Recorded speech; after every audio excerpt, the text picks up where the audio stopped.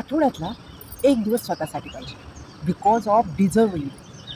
ही स्वतःसाठी केअर करण्यासाठी एकदम नीड आहे स्वतःला, फुल ऑफ चार्जिंगची. त्याच्यासाठी आठवड्यातला एक दिवस स्वतःसाठी काढणं खूपच गरजेचं आहे.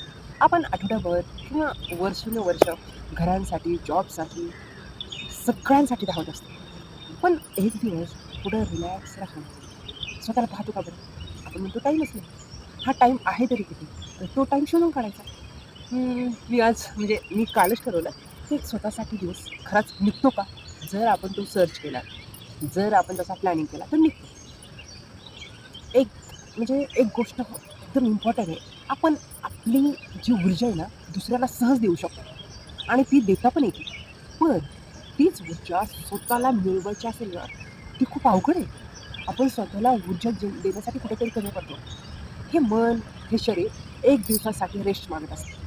ते आळस म्हणून नाही, तर परत एकदा स्वतःला रेस्ट करून कसं बेस्ट करता येईल ह्या पॉईंटसाठी रेस्ट गरजेचे असते.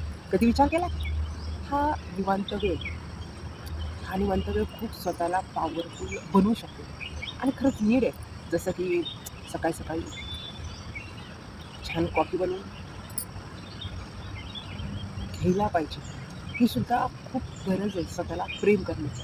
ह्याला सेल्फ केअर म्हणतात. आपण जर सगळ्यांना खूप खुश ठेवता स्वतःला खुश ठेवायचं विसरलेत का? कधीतरी विचार केला पाहिजे. आणि सगळ्यात महत्त्वाचं म्हणूनच मी सांगते, स्वतःसाठी वेळ काढ, स्वतःला रेस्ट दे. रेस्ट दिल्याच्या नंतर स्वतःला बेस्ट बनव. म्हणजेच प्लॅन कर, आठवड्यातून एक दिवस स्वतःला खूप छान दे.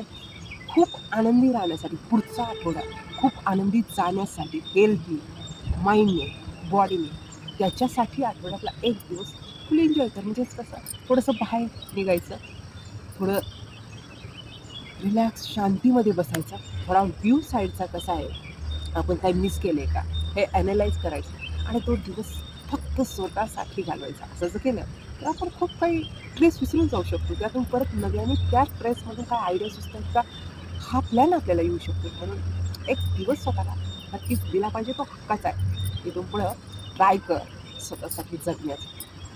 खरं तर स्वतःसाठी जगणं मी सुद्धा थोडं विसरलेले होते.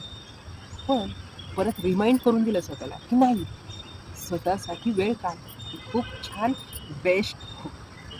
तुम्ही माझा व्हिडिओ पाहताय तर नक्कीच कमेंट करून सांगा स्वतःसाठी वेळ काढतायत का, आणि व्हिडिओला जास्तीत जास्त शेअर आणि लाईक करा. वेळात वेळ काढून तुम्ही माझा व्हिडिओ ऐकला त्याच्याबद्दल खूप सारं धन्यवाद. आणि हे सगळं रिलॅक्स होताना एक पॉईंट लक्षात घ्यायचं, सगळं जो मुवमेंट आहे, व्ह्यू, आपण त्याचा आनंद घेतो ना, त्यावेळेस मोबाईल बाजूला, घड्याळाचा टायमिंग बाजूला, फक्त स्वतःला बेस्ट बनवण्यासाठी थोडी रेस्ट घ्यायची.